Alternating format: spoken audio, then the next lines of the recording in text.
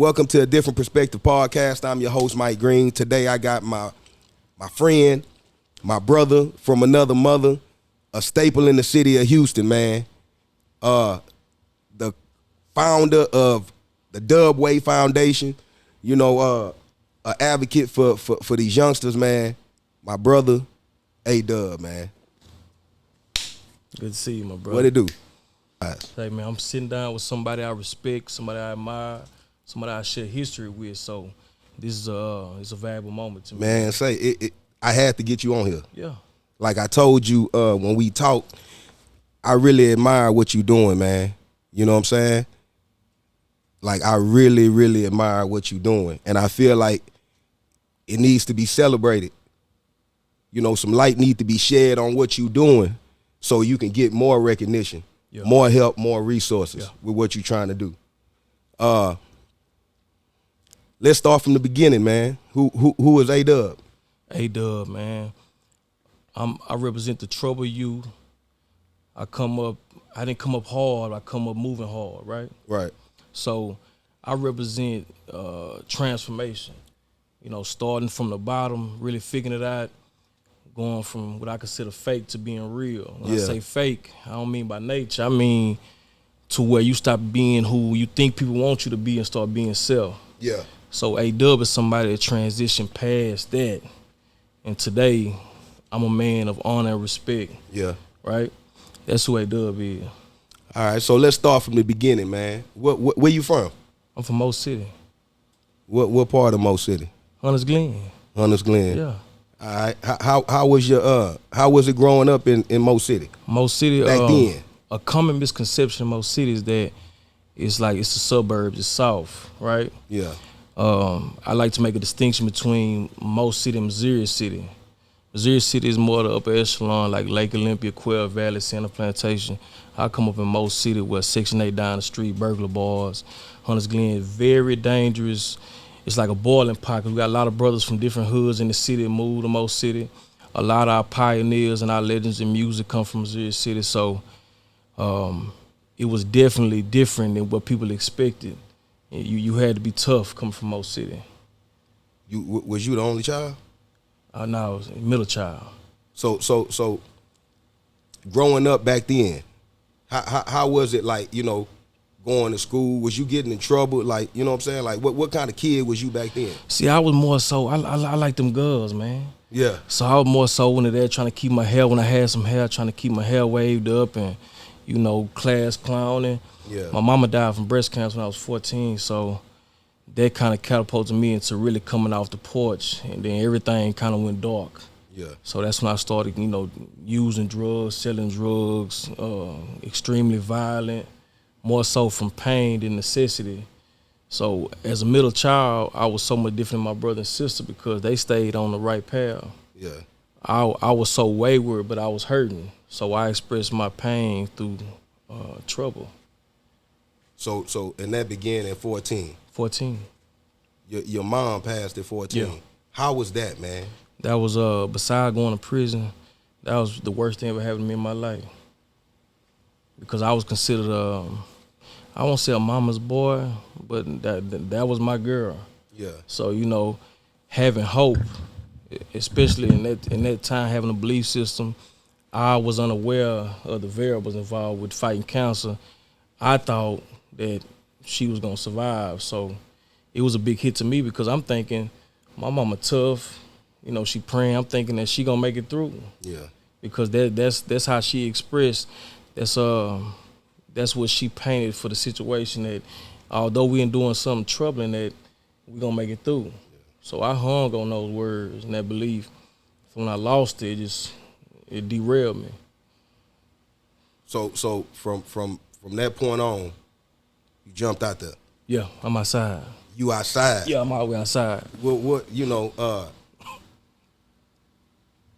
What was that transition like? Like being 14, because I know, because around that age, I jumped outside. Yeah. But for you, being 14, around grown men and, trying to survive, what was that like? What was your mentality then? When I look back, it started off with violence, because, when you in pain, then that's what you express, pain for pain, right? So it started with violence and fighting in school. I caught a case in high school, right? And from then, anybody doing wrong is always available. Because people doing right, they not outside past midnight. Yeah. Right? They got to go in. All my partners that was thugging, that's who had time for me. So I needed constant stimulation. If I don't want to think about my mama, I need stimulation. So I need to call people that have nothing going on, probably ain't never gonna be nothing, because they always available to me. So when you do that, then you get your first blunt pass to you. Yeah. Then your partner around the corner say, hey man, we can get these ounces and we can sell it at school, right? Yeah. So now it's like we going with the flow. We in a muddy river and we going with the flow. So now it's like it's transitioning from the violence to the drugs, to the drug dealing, to the, you know, some things unmentionable, but you know, it just it's like a snowball effect, a negativity, and just you all in. You know, when we met, I met you. You was we was messing with Junior and them around that time. Yes, sir. Yes, sir. It was live. Yeah. It was live, and I was rapping, and I had met you on some rapping stuff. You know what I'm saying? Yeah. But we ended up clicking because you know what I'm saying? Bro, you came to my spot by yourself, come record, none of that. You know what I'm saying? Like, I called you and you came. Yeah. When did you decide you wanted to do some music, man? Okay. I had a partner named Mike Will. I still have a friend named Mike Will. And he was doing music. Some of my comrades, like my brother Mike Hoppen, they was all freestyling in high school, rapping. I never really cared for it. Really wasn't good at it. So as time go by, I tried to go to college because I realized I didn't care about school. But when you turn 18, if you tell grown folks you in college, you ain't got to answer no more questions. Yeah. If I'm not in college, I'm not working, then you interrogated, right? Yeah. So I went to college. So I played around with rap with my partners, and I went to college and caught a felony selling drugs down in school in Beaumont. And I can say this now. Nah, I ain't gonna say that, but it's some very tumultuous happened down there. I got kicked out of school, right? Yeah. So when I got kicked out of school, me and Junior, we rocking real tough. So now I'm going kicking with Junior, and he getting beats from everybody, and we sitting on the floor with U of H in his apartment, and we just writing raps. So I'm rapping now. There's nothing else to do. Yeah. Ain't no money, ain't no hustle. You know, I got Junior right here. So that's what started my rap career. Junior. Yeah. Besides my partner, my homeboy that was really doing it, yeah, Junior really put me in the game as far as music. Man, shout out Junior. Shout out to him, man. Man, we linked up, man. And around the time, a little while after we really started kicking it, man, you ended up going to jail, man. Yeah. You want to talk about what led to that? Yeah, we talk about what led to that. Because it's a lot of brother story, but, you know, so we doing the music, and you got to understand, I go from going to school, monkey shining, to rapping, and then the old man created a situation where Junior Jazz had Southern Empire, right? So I was one of 3 artists signed to Southern Empire, so I go from not having nothing to kicking it with the Yin Yang Twins, chilling with Wayne, staying next to Drake when he started, you know, performing with Rick Ross. So I go from that to that out of nowhere, right? Yeah. I'm still not having no money, so I'm having to do a lot to really keep up, right? Yeah. So that's a job in itself when not everybody know you. People knew me from being bad in the street, but now they know me for rapping too. So I'm doing shows, so having everybody know you and you don't have nothing to show for it is like a curse. Yeah. So it ain't like I had a hell of a hustle before I started rapping, where everything, like the transition to be smoother. So now I'm poor, but I'm around all these celebrities. I'm rapping, all the women want me, and I don't have nothing. So I'm doing every crime you could think of, like we talk about, just to keep up. Ashamed, but just to keep up so I can buy some clothes, and so I got a show coming up. I got to find a way to pay and give me some clothes and shoes for the show get here so I can I can do me. So that led to me having a bunch of bad connections in the streets and one crime after another. And when your name is tied into a bunch of crimes, it's easy for them folks to get you. Yeah. Because you could say no, but when I look at the bigger picture, that's your MO, what you do. Yeah. So 2013, I was implicated in a robbery, right? 2 young brothers did a robbery, and one of them took the stand and say I basically like, instead of loaning him some money, I told him, hey, go get them over there, and I got a 15-year sentence, man, for robbery. Now let me make this disclaimer right quick. Yeah. I tell people all the time, I done every crime damn near you could think of in the street. Yeah. Everything. What I went to prison for, I didn't do. I didn't even see it take place. But I make no qualms about that because I did so much that I wasn't accountable for. I just happen not to do that, right? Yeah. If you punch 4 people and the 5th person you ain't touch them and you go to jail for it, that don't mean you innocent. Yeah. Yeah. Man. It just caught up with you. I can't, you know, I had a question. You still You know got what I'm it. saying? No, I don't. Because you already answered the question. Okay. See, that's why, like, man, bro, I ain't gonna lie, man. I'm glad you on this podcast, Yeah. man. Because there's a lot of people that value what Dub say. Yeah. You know what I'm saying? Yeah. You said 2 things that I want to touch on briefly, man. You was like, man, I was ashamed. I'm around all these rappers, you know what I'm saying? And I was ashamed. Most people wouldn't admit that, man. Yeah. It's a bunch of niggas right now, man. Even after they watch this, you know what I'm saying? One of these niggas gonna think about, hey, man, I'm finna go do this or do that. You know what I'm saying? And they not doing it to survive. They doing it because they know they partners really having money. Yeah. You know what I'm saying? Yeah. They don't, and being around them make them shame. Yeah. You know what I'm saying? And if that's the type of people you gotta hang around, you know what I'm saying? Like if your partner shame you to be around, you don't need to be around You them. don't need to. Another thing I want to commend you on is when you said you was accountable. Bro, you know our stories is the same. Yeah. When I got locked up, what I got locked up for, I didn't do, Yeah. really. Yeah. You know what I'm saying? But I had 21 counts of other stuff. Yeah. And out them 21, I know I was good for like 19. Yeah. You know what I'm saying? Yeah. So that's why when I went and done my time, my mind, you know, and I found out I had a date, my mind automatically went on, what am I gonna do when I come home? Yeah. When you got that time, what was your mindset? Okay, when I got my time, you understand, like I say, I was under the impression I was gonna beat these people. Yeah. Because that's what's disheartening about the system, especially for a black man. It don't matter what's working for you, the system's gonna be against you, right? With no evidence, no firearm, it was nothing. I even had evidence supporting me that I wasn't involved, right? But for 13 months in the county, Harris County Jail, they offered me 30 years, right?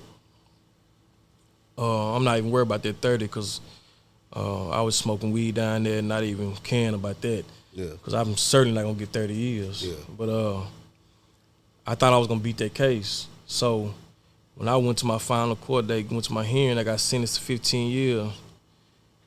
I came back to the Wayne, and I had to keep from throwing up. Yeah. Right? You understand? I'm 26 years old this time. I'm going on 27. So at that age, I ain't like my partners went down to 18, 19 years old. So they can do 10 years, come out, they still young. Yeah. I'm finna start my life over in my 30s. So I had to keep myself from throwing up. Yeah. I told my partner Black and Duck out of Fifth Ward, hey, I took my clothes out, hey, get my clothes clean and change that. I'm finna go up and lay down in this bunk, and I had to get myself together because I was gonna throw up, because now I'm thinking, for parole, I gotta do at least 7.5 years. So it ain't even no talking about freedom for the next 7.5 years. Yeah. So I'm doing math. I'm gonna be 34 years old when I see parole. It's hard to start your life over like that, because by 34, you kind of want to be who you gonna be. And as a youngster, you not really thinking like, I can get this amount of time. Amount of You know what time, I'm saying? man. Like you because for me, You hear so many, oh man, such and such beat the case, such and such beat the case. And, man, I got the same kind of got case. action. You know what I'm saying? Until them folks say, no. Yeah. It ain't no going home. So I'm sick. Yeah. I'm sick. One thing, my dad a tough guy out of Mississippi, man. He not no street dude, he a tough guy though. Yeah. Just a tough country boy. And I called him. When I called him, because 15 years at that time, at 27, that felt like my life was over. We talking about my youth. So I called him, I said, man, that it's over with. Like, I'm done, I'm cooked. He said, it ain't over. He said, you, out of all my kids, you can do it. Yeah. He said, you got 1 year done already. 1 year you ain't got to do. So I'm right here, you can do it. I said, bet. I went to sleep, woke up, and now I'm on the clock. And it's like, I had already gave up, like, drugs for the rest of my life. Yeah. Like, months before, because I'm smoking weed, due at a capital murder, and I was getting it from him, and I was smoking weed about 2-3 weeks straight. And I'm ducking them law, ducking the dogs on the floor. And I was like, man, I'm facing 30 years, I'm still bucking the law. Yeah. I ain't been high. Next month, it's been 10 years, I ain't been high, right? So I had already started changing aspects of my life. When I got my time, I knew I'm finna lose somewhere close to a decade of my life. It's gone already. I'm not gonna be the same person I was. I'm gonna cultivate my intellect while I'm down here. I'm gonna get in shape, and I'm gonna change the quality of life I have. Because it don't matter how old I am when I get out. If I had the right quality, if I'm looking and feeling better than somebody 20 years old, then I beat the system. So that was my goal, to change my quality of life by changing who I am. How was your time in there? So was that your first time being? That was my first time down. I went at 17, right? Okay. When I went, I ain't gonna lie to you.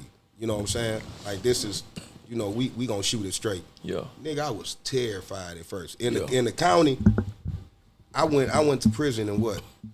98. Things were still a little. When I went down there, they still had cans. Yeah. You know what I'm saying? Yeah. They still had Jackman cans. And in the county, you know what I'm saying? I'm on the 7th floor, Gladiator floor. I'm fighting. I'm doing all of that, man. But that county, nothing really could have prepared me for what I saw when I actually hit the unit. Yeah. So for you, how was that for you? You know what I'm saying? Like hitting the unit, and it's real. You know what I'm saying? You in the belly of the beast now. Well, you know, like you say about the county is a bunch of like childish antics, like a bunch of punching going on. Yeah. Something that's not new to us, right? Yeah.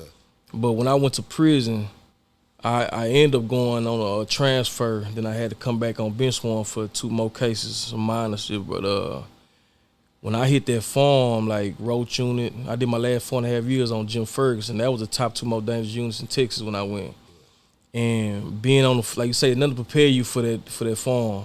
That unit is nothing to prepare you for, because we ain't talking about the vibe. We talking about the murders, the police torturing people. We talking about the sexual deviancy. So it's like, it's a whole nother world. It's a whole nother world. So I'm having to learn as I go. I'm having to learn, pay attention, listen. I gotta watch you, see how you moving, because everything in prison is disrespect. Yeah, the politics is totally different. Yeah, but the politics, even though sometimes it's too much politics, and I feel like a lot of brothers cowards that politic too much. Sometimes you politic your way out of being accountable. Yeah. But then you got politics that hold you accountable. Treat a man with respect. And a lot of us, or a lot of men and women, don't have respect and don't care they say respect or treat people with respect, but that penitentiary to force you to have it. Yeah. Or you gonna die. You'll die down there. Or you gonna die. You know what I'm saying? Like, bro, it be so much crazy stuff, man. Like, we might have went to rec on Monday, right? Yeah. You dunked on me, but I feel some type of way because everybody, ooh, ah. You just dunked on me. You ain't got no problems or nothing. Here it is, I'm 30, I got 30 years. I ain't getting no mail, none of that. No commissary. No commissary, nothing. So I'm just ag. You ain't do nothing wrong, man. You know what I'm saying? But just because everybody ooh, ah, and I'm the laughing stock, I feel disrespected. You know what I'm saying? prison really taught me respect. Yeah. It really taught me respect, how to be a man and the principles that I stand on today. Yeah. You know what I'm saying? When you was doing that time, did you have people riding with you? Yeah. I was good. Yeah. I can't lie. I ain't have it hard on that aspect because, I bought a lot of the world with me. Yeah. Like, I got a great family that supported. My dad was like, that was my rock. He rocked 8 years strong, day for day. And I was able to have people get a hold of my social media while I was gone. So I had a lot of different females in and out. None of them last 8 years, but 2 weeks here, 2 years, 1 year, 6 months. But I did that for 8 years to where I never was without the company of, correspondence and slight company of a woman and family, man. So that I didn't have a problem with. I wouldn't cut off.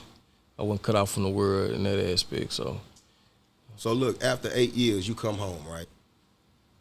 Now this is the good part. Talk to me.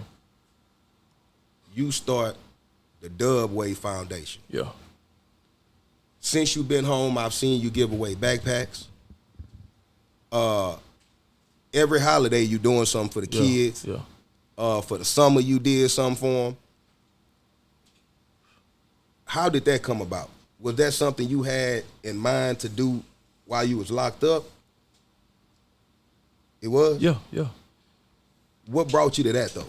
So before I went to prison, I had to rectify some issues and rebuild some relationships because you know how we was moving, and it's like we was kind of hogging and bulldozing the street. Yeah. So I had people that I may have ran over through and that I ended up wanting to, as I was coming out of my savagery, I wanted to have relationships with.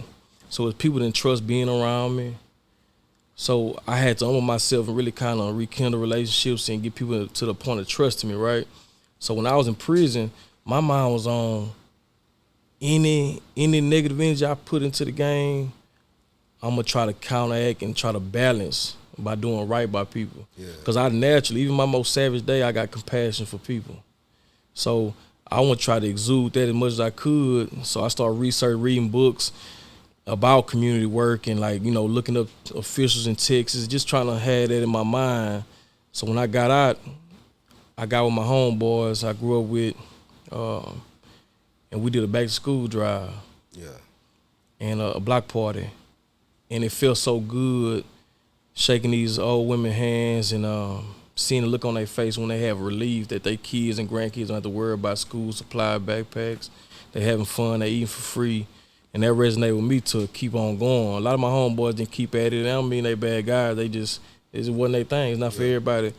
So I founded the Dubway Foundation that month, August of 2021, a few months after I got out. And I just kept going because that gives me drive, motivation to see the impact. So that's why I do what I do to this day. With you being so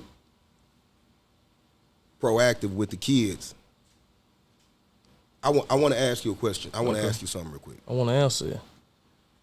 You mentioned that your dad was there the whole time, right? Yeah. I try to stress the importance of fatherhood. Yeah. A lot of men and women tend to think that the most important person in a child's life, the strongest connection they have is with the mother. And that's false. The strongest connection that every child has, the first person they knew was the father. Yeah. If you break it down all the way to the lowest term, right? What is it? What are humans? Develop sperm. Where does that sperm come from? The father. The father. It's a lot of people right now that's dealing with so much stuff because they have father issues. Yeah. How important was your dad to you? You know what I'm saying? And how much of a role did that play in your change, having a father there? Well, see, your father is like you say, the father is the foundation, is like your tree. Everybody seek refuge up under daddy, right? Yeah. Because as much as we love our mothers, they even look up and seek refuge from their husband, from your daddy, right? And so it's powerful because at the end of the day, the mother give you it's nurture, it's comfort. But your father is your teacher and your protector. That's who you closest to. Yeah. That's who you rely on for strength. Your mama make you feel good. She can rub your wounds, but your father is who give you your strength. That's who you model yourself after if it's a good guy. Yeah. So you have to have that fun. Like you said, a lot of people got daddy issues because they didn't have their dad around. And even if you had your mama, your grandma and them, it's nothing like having your dad around. I got partners that didn't have their dads around. And they suffer to this day because of that, because you don't have no foundation. Right. Your mama's not a foundation because she got to stand on the foundation. That's why they say the best man to have is a woman, is somebody, a man you look up to. That's why you see a lot of women running their household. They with a man for comfort, but they don't look up to him, so they handle him. Come on. He ain't got nothing, ain't gonna be nothing. Come on. Yeah. So, you know, he borrowed money from his gal. So. See, that's a conversation they don't want to have. They don't want to have that. Yeah, man, I ain't gonna, I got some homeboy like this. I don't want to offend nobody, but I don't mind. Yeah. I'm gonna tell the truth. The truth ain't even when it's against myself, I'm gonna tell it. Yeah. Man, I want to congratulate you on the baby girl. Yeah, thank you, brother. This your first child? That's my third. The third? Yeah. How was fatherhood after coming home? I ain't gonna lie to you, especially at my first girl, it was exciting. The concept was exciting to me, but it's nothing like it manifesting right in front of you. So yeah. It's like a second chance at life because I was away. So I didn't get to be a hands-on father like I wanted to. Yeah. Those little 2-hour visits every now and then, it's nothing. Because I can't hold you when it really matters. So this changed my life because I'm actually every single day, I'm being everything to my child. And that means everything to me. Man, I'm married. You know what I'm saying? What's up, babe? Right on. But I've had kids outside my wife. Okay. And I'm gonna be honest, man. Like I think I failed my kids, bro. You know what I'm saying? Talk to me. I want to hear. And the reason why I say that is because me being in the house with my kids, with my wife, I see the difference. Yeah. You get what I'm saying? Yeah. When we first started having kids outside, we didn't know. We trying to figure it out. Some of us wasn't ready to be daddies or none of that. You know what I'm saying?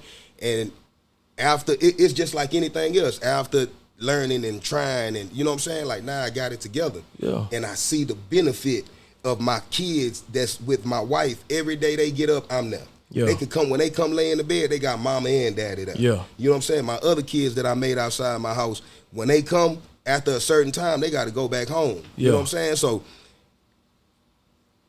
I really see and I understand the dynamic of having a 2-parent home. Yeah. You know what I'm saying? Yeah.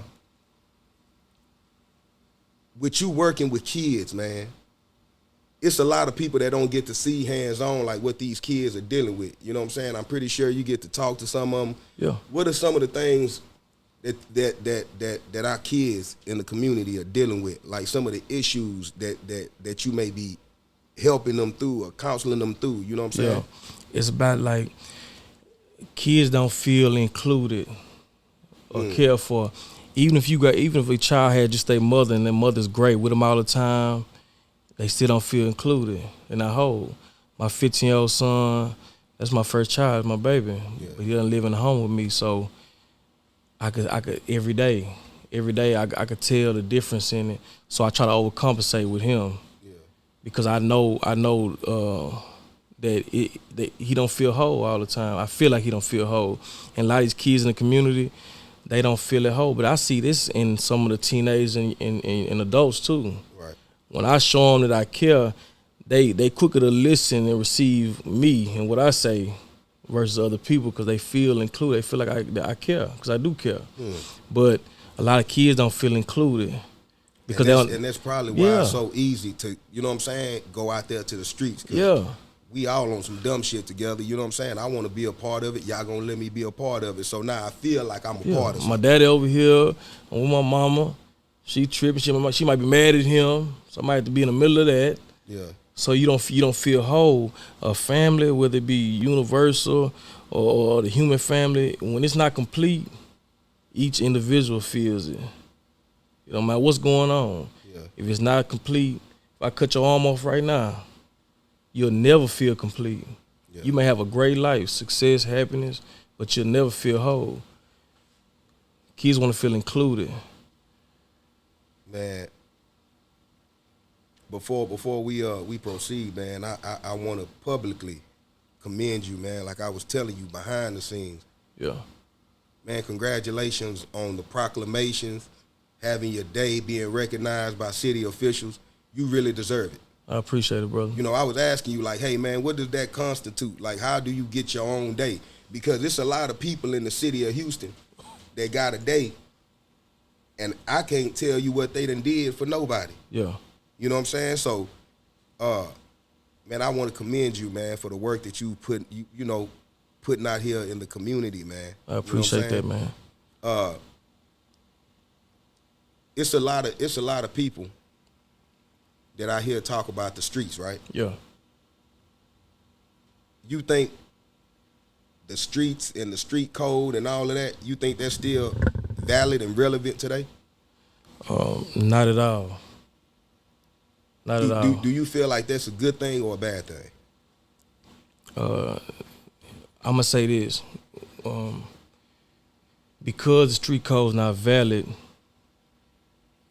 it's a bad thing for people in the streets. Because you got to think about a street code. Street code is not a negative thing. Yeah. That's the only honor amongst the thieves, right?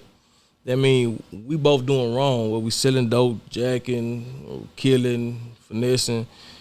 But a street code says that despite the wrong we doing, right? Yeah. That we have a set of core values and standards and principles that we operate on. Right. Meaning if you hustling over there, I'm gonna hustle over here. Right. Right? You ain't gonna take from me, I'm not gonna take from you. Right. Right? You're not gonna stab in my back, I'm not gonna stab you. The code is a good thing even amongst bad people. Yeah. Cause that show you have standard. I mean, you're not all lost. Yeah. But right now, nobody has a code. Everything has a price. I mean, you could be a snake and a rat and a coward. Yeah. But if you got money, I'll accept that. All the way until you bite me. Yeah. Right? Mm. So now you see people ratting and people still listen to their music. People still shake their hand. You see dudes in the clubs together. You a hustler, he a rat. Y'all still rocking together. Now it means, and that means the streets mean nothing to me. Yeah. Because we play by rules. It's no rule. They under the law of self-preservation, but they doing anything to preserve. Man, you know, even when we was out there, man, when I sit back and I evaluate everything, I remember being young, and an old dough fiend told me this, man. Talk to me. He said, Mike, ain't no honor amongst thieves, man. You know what I'm saying? And he was a smoker, so I ain't listen to him. So now I'm sitting back and, you know, I analyze everything, right? We all know that. Everybody quote that. Ain't no honor amongst thieves. So how can the street code be honorable, man? You know, the code, the gangster code and all of that, that ain't black people stuff. Yeah. That was Italian shit. Yeah. You know what I'm saying? But see, this is what people don't, niggas that name they self after such and such, Gotti, Luciano, this and that. Them niggas was snitching. Them niggas work with the laws, bro. Yeah, they had to. Them niggas work with the laws. Like, bro, they'll send the law to go get somebody. That's how they stay free. That's how they stay. That's how up. they kill the competition with the That's police. How, when we started adopting it, I think where we messed up was we really took it to heart. Yeah. You know what I'm saying? Like, and when I say that, I mean we take it to heart to the point where a nigga can see a baby get killed, bro. A nigga can be shooting wrong and see a baby get killed. Or an older lady, something happened to him, man. Whereas doing the right thing, bro. It ain't about snitching or nothing. You know what I'm saying? Like, we just abandoned doing the right thing. Doing the right thing. So we'll see something and be like, Man, Miss Sheila, somebody just broke in Miss Sheila house. Miss Sheila 80-some years old, bro. She ain't got nobody. And y'all niggas ain't gonna say nothing? Yeah. Behind the code? Yeah.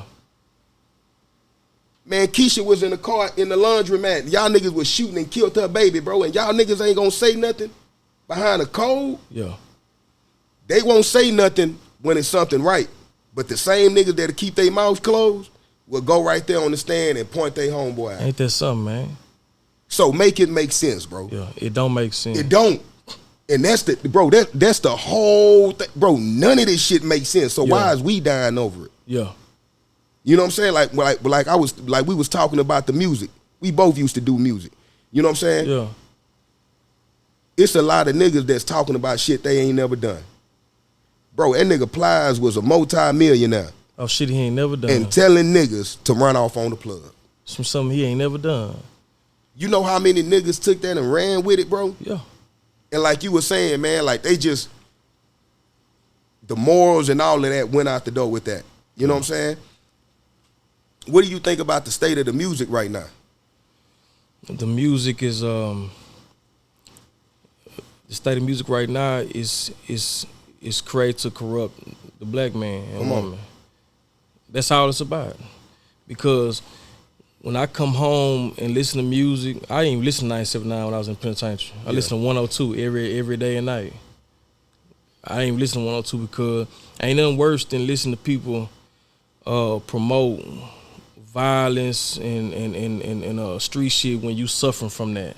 Yeah. So I didn't want to hear nobody talk about Dracos and 100 round. I don't want to hear 100 round or nothing. Yeah. I don't hear nothing about a Draco or 45, a Glizzy. I don't hear about nothing, right?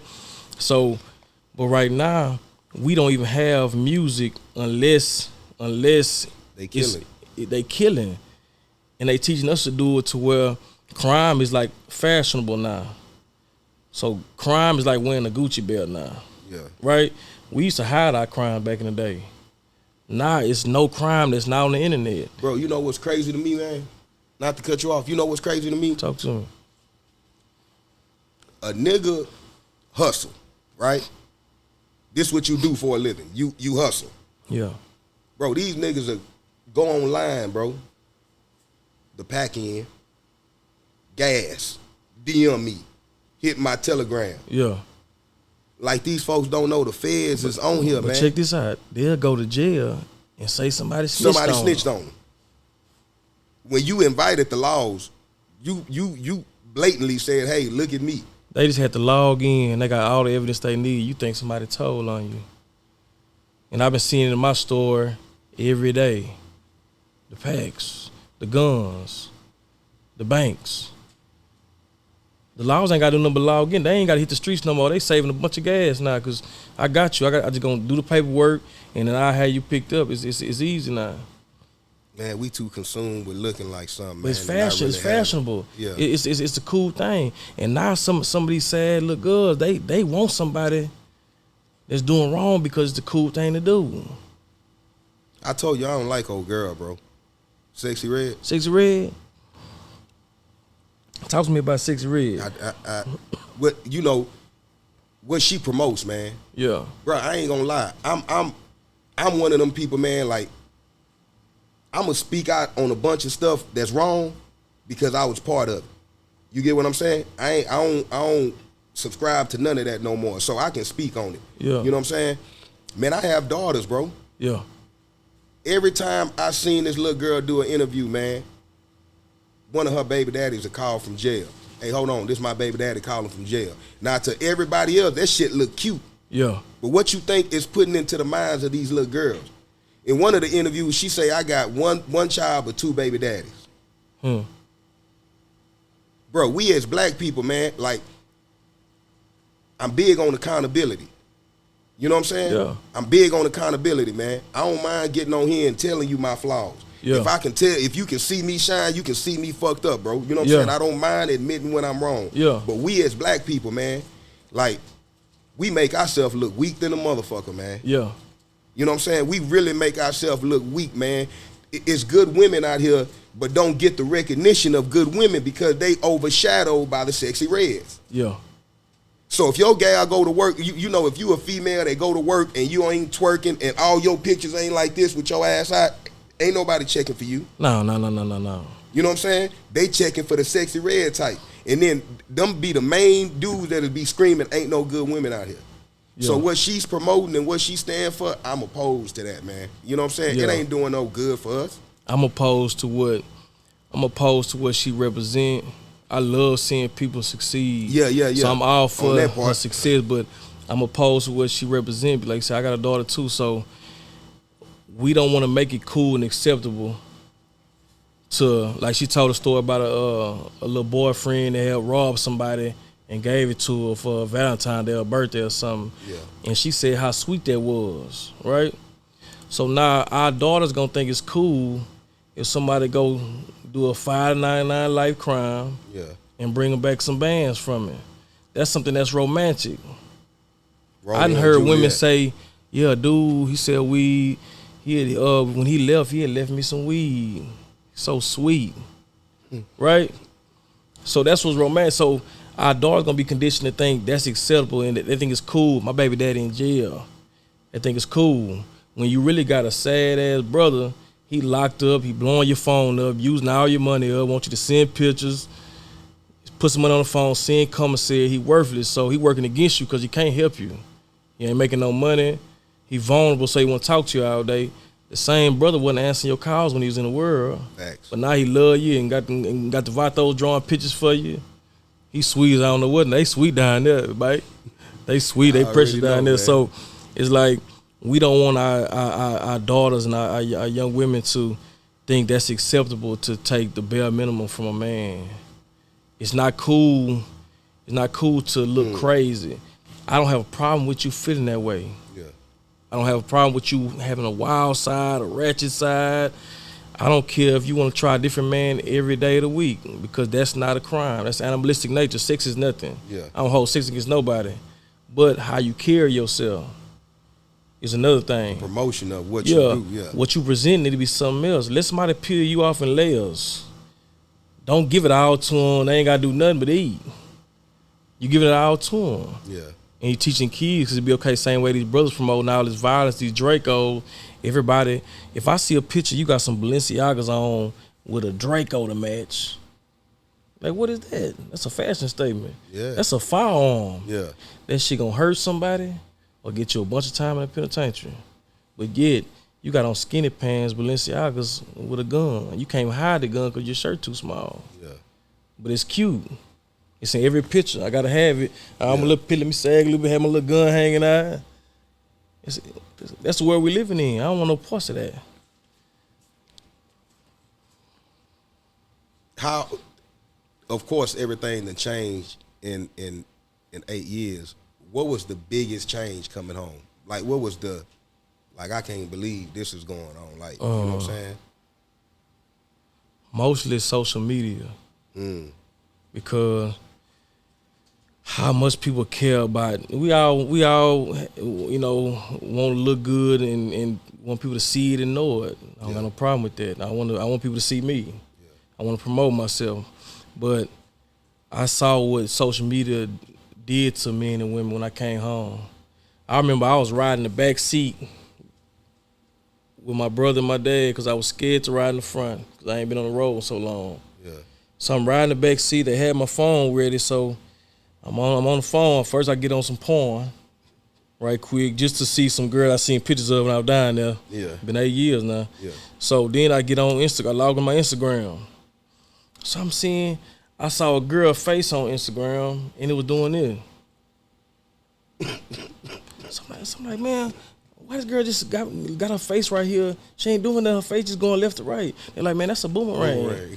I said, so she thinks she's so pretty that she gonna just put her face in there and I gotta see her do this here? Then I'm seeing the men do it. So I'm like, damn. Now I'm really paying attention. I'm paying attention. People want to show every little thing they doing, and they so caught up in themselves that they don't know a lot of stuff people don't care about. Yeah. Now I gotta scroll through so much because I gotta stop on my homeboy. I'm thinking he doing something that might be interesting, but he got me sitting there watching him, listening to music and roll the blunt up. Pass him up. female got me watching her eat crawfish. I'm passed it up. Like, now I see, like, people so caught up in social media, they don't care about nothing else, and they willing to do anything for a like. And I'm gonna say this right now, cause I don't know who done it, right? Yeah. And I got some people I care about and done it. So it's like, finish. The door. So it's like, but when I see people show extreme emotion on the internet, it drives me, cause I know real pain. Yeah. And the pain I experienced in life, I couldn't even log in. I wouldn't be able to log in so much till I could put the camera on me and start crying. Them folks be doing that for attention, man. But see, that's a conscious effort if I start crying with On holding camera. camera. If I'm going to cry, I can't hold my phone. Yeah. I don't want nobody to see Yeah. me up. Yeah. I'm hurting, but now it's like everything for like. Yeah. I see people post people that died, they don't even know. Because everybody else posting them. Right? Different times, man. The social media would really hit me hard when I came home, because what people promote on there is just too much. Something got to be for you. Yeah. Not nothing's for you. Everything's for everybody. Like you said, man, it be for the likes, man. It be for the likes and the clicks, man. Man, before we get out of here, man, you know, being that you work with a lot of kids and stuff, man. Mm-hmm. If you can speak life into these kids, what would you tell them right now, man? I would tell them to pay more attention to those who are older, who have seen, who have been alive long enough or have endured enough to see the price of negativity, and pay attention to that, because they're not telling you that because they don't want you to have fun and have a good experience. Yeah. They're trying to save you. If I had taken heed to the people in my family or friends or older gentlemen, women, when I was younger, I wouldn't experience a lot. I wouldn't have been shot. I wouldn't have went to prison. But take heed to those who are trying to tell you something right. It's not to work against you, it's for you. Sometimes you don't feel like it's fun, but take it from me. Take it from Mike. We done time in prison. We've been in the streets. I'm having the most fun in my life. Come on, man. Right now. Ain't nobody looking for me. I ain't got to worry about getting pulled over. I feel good. I look good. I'm having the most fun I ever had right now. Because it's stressful doing wrong. Yeah. Because you always got to hide. You don't know what's coming. I tell people, man, I feel like I'm just not starting to live life for real. Yeah. You know what I'm saying? Like, I feel like I gave myself a chance to live life. Yeah. And when I say I gave myself a chance, it's a lot of people that won't give themselves a chance. Yeah. It's a lot of people that won't allow themselves to say, you know something, man, I don't care about what my partner say. I don't care about what nobody say, man. I'm finna go do this so I can better my life. Yeah. If that mean I'm finna go to college, I'm finna go to college. If that mean I'm finna go be a police officer, whatever, you know what I'm saying? It's a lot of people that won't give themselves a chance to live life, man. Yeah, yeah. They too consumed with social media. Yeah. You know what I'm saying? What other people think about them stops them from actually elevating. Yeah. You know what I'm saying? Man, I appreciate you for coming. I appreciate you having me, brother. Man, I really, really appreciate you for coming, man. Like I said, man, I want to celebrate you. You know, I want to give you your flowers. It's a lot of dudes that, man, you know, they see Adub, and some niggas might be envious, man. Yeah. Because what you came home and did in a short period of time, bro, that's remarkable. Yeah. That's commendable. How many you've touched thousands of kids, man. Yeah. You know what I'm saying? Thousands of kids since you come home. You ain't hesitate, you ain't procrastinate, nothing. You hit the ground running, man. Yeah. And I commend you for that, man. I appreciate that. You know what I'm saying? I know where you come from. You know what I'm saying? Yeah. Like, bro, a lot of people will see Dub right now and think that, oh, he a square, bald-headed dude. No, bro. Yeah. He wasn't that. Yeah, not at all. You know what I'm saying? He wasn't that. Everything y'all trying to be right now, he was, man. And to see you make that change, that transformation, man. Yeah. You know what I'm saying? Like, that's big. That's big, man. And like I said, man, I want to commend you. I want to celebrate you for that. You know, I like how you're moving too. Man. You know what I'm saying? Yeah.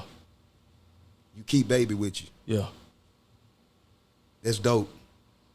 I appreciate that. That my shows brother. that shows a man that's committed Yeah. to his relationship, committed to his family. Cause it's a lot of, you know, my wife ain't here. And that ain't, you know, Yeah. she with the kids, you know what I'm saying? Yeah. But it's a lot of dudes that have women and you barely see them. Yeah. You know what I'm saying? Yeah. And you gonna keep yours with you, you know what I'm saying? It's a family. Yeah. Yeah. Yeah, man. So shout out to you too, sis. You know what I'm saying, for Yeah. coming. Like I said, man, I appreciate you for coming, Yeah. man. Thank you, Doug. My brother. Thank you, my brother. Always. And cut.